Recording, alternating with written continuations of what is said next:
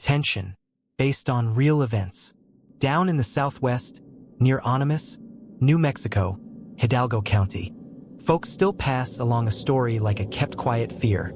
It isn't about the teller's grandfather, but about his neighbors, two brothers who lost their parents early. One was mild, the other hot-tempered. They lived spare and close.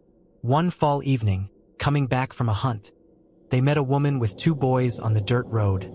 Dusty, worn out, trying to reach the next town before dark. The brothers offered them a bed for the night. The house was warm, the supper plain, and everything looked ordinary. In the night, the hot-headed brother saw gold coins and jewelry in the woman's bag. "The gold stays," he hissed. The woman answered quietly, "It's what's left of my husband. It's for my sons." He stepped outside and came back with an axe. What happened next the family doesn't retell. By morning the house was quiet by 3. A hush had settled like a door slammed shut. On the clay floor lay dry, dark circles, as if from water that never was.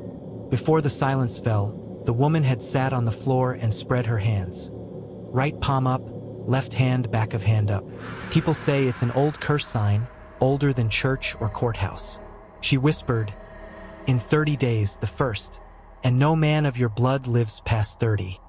The lamp flame bowed to the floor as if something unseen passed over it. A photograph of the hunting party cracked down the men's faces, as if crossing them out. Then the small things began. At night the yard filled with children's laughter, like tag played between the shed and the well. At daybreak a single gold coin sat on the table, damp as if pulled from soil. Within an hour it went black, the metal smelling of wet iron. In the barn, small bare footprints tracked along the wall and stopped at a blank spot where there was no door. On the 20th day, the quiet brother's nose began to bleed, and on the 30th, the hot-headed one didn't wake. His wristwatch froze at 9:13, the crystal fogged from the inside. Since then, folks around Omens say, if a guest brings gold, don't take it, and don't look at the hands of anyone who places them right and wrong. Every year at the end of October, the windmill vanes still for a minute. The dogs turn from the well, and in the living room window 2 small silhouettes stand together for a heartbeat. Men from that family either move far away or don't reach 30. And if you hear boys' whispers and the ring of a coin on wood at night, don't answer. Next scary story. This was 2014. I lived a normal life, classes, sports. My Uncle Max was the kindest man. A joke, a good word, a chocolate bar if I helped around the house.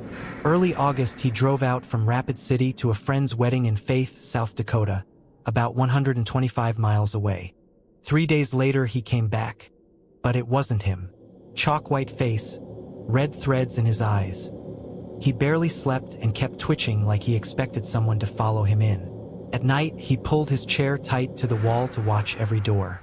The entry chain would click even with no draft, and the microwave clock would hang at 3:03. He startled at whispers no one else heard and kept saying, "I won't give in. She won't take me." A month later we lost him. They found him at dawn by the old water tower on the edge of town, barefoot, staring like he still saw someone. At the funeral I noticed Max's friend standing apart, like a stranger. "It was her," he rasped. "The old woman." He said Max had vanished for 2 nights during the wedding, and when they found him, he had cuts, torn clothes, and a long 3-track gouge down his calf like claw marks. In his eyes, a fear with no bottom. "She's coming with me," Max had whispered. The friend finally told us what he saw. Behind the reception hall Max had watched a very old woman. Wet gray hair, skin the color of someone who's been in the ground. She stood at the edge of the lot and then ran on all 4s, silent, as if she didn't weigh anything. The town searched all night and found Max at first light, knee-deep in a rain-fed stock pond, staring at one spot. After that, wet footprints tracked across his floor. The air smelled like pond mud and iron, and at 3:03 the window got 3 measured knocks.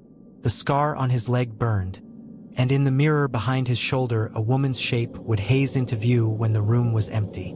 My mom said that old woman had died years before, but people still whisper that sometimes she stands in yards and chooses. Men who meet her don't stay long. Since then, For all my earlier jokes, I look over my shoulder.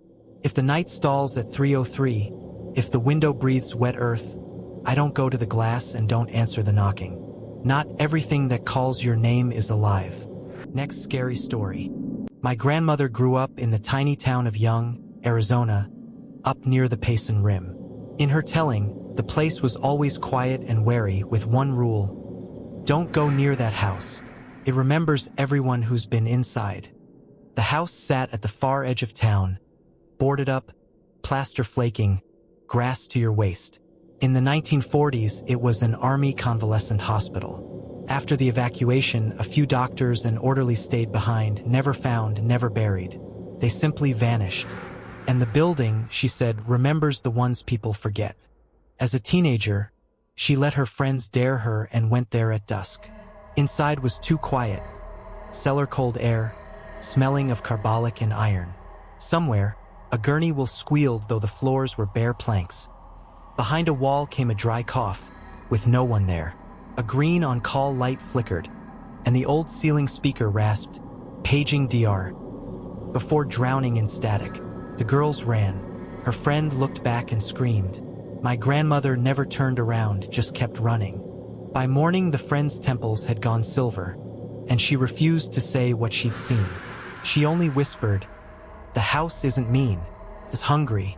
In the early 2000s, a young reporter from the local paper went in, chasing a Forgotten Places piece.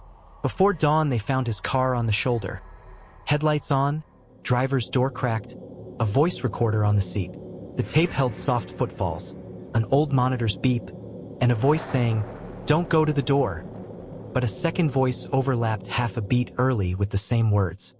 His camera showed a run of empty rooms, then a lit corridor timestamped 3:03, with a shadow that matched his stance while standing at the far end. The reporter himself was never found. The house still stands. Locals will point it out but warn you. At night, the windows glow from within, the floorboards creak back at you, and someone seems to breathe behind the door, saying your name, with the stress in the wrong place, like a foreign doctor. Sometimes there's a hospital wristband with the name panel blank. If you pick it up, the plastic is warm like skin. Old-timers say if you hear a cough or an elevator ding where no elevator is, don't turn.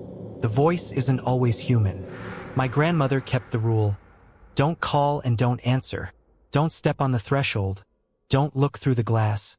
Don't write your name in the dusty admissions ledger. The house remembers and it answers back. And if you go anyway, watch your clock.